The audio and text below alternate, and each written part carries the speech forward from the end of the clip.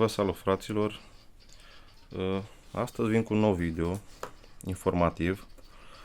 Săptămâna aceasta sau în cel mai rău caz săptămâna viitoare pe luni să primesc un colet de la băieții de la artificii.eu, un site cu prețuri incredibil de mici. Deci o să vă las link în descriere să intrați să vă uitați că au prețuri foarte mici în perioada aceasta. Da?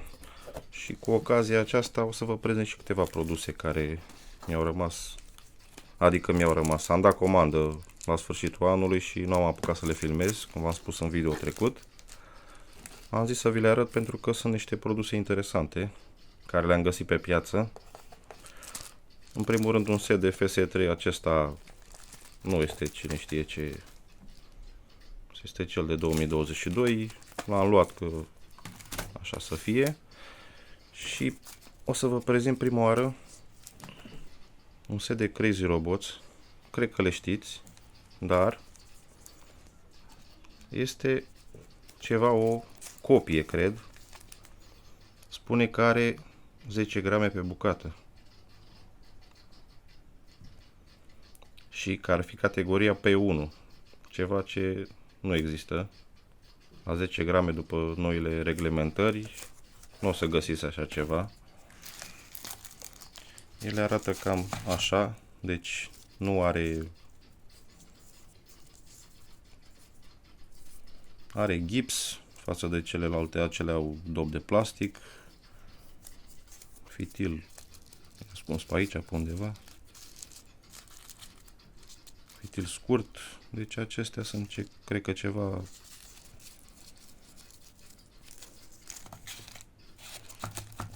nu știu cum să zic, ceva fake. Încă nu am apucat să testez. Acestea două bucăți am luat de aici, am pus la colecție. O să testez una sau două bucăți și o să vă spun. L-am luat pentru că mi s-a părut interesant. Așa. Și cel mai interesant produs pentru care am vrut să fac acest video și cel informativ, pentru să intrați pe artificii.eu, am găsit pe piață un set de Big Tiger. Nu știu câți dintre voi le știți, ceva vechi, tot așa pentru colecție le-am luat. Expiră în 2019, a expirat, deci ele sunt foarte vechi, de pe vremea când erau categoriile pe clase, clasa 3, clasa 4 și tot așa. Nu o să-l desfac pentru că, sau poate o să-l desfac, dar nu acum. Cam așa arată. Aici un capac din spumă, din câte știu, era.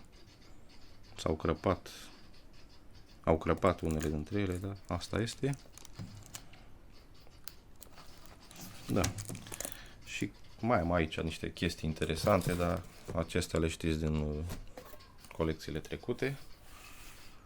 Și cam acesta a fost video.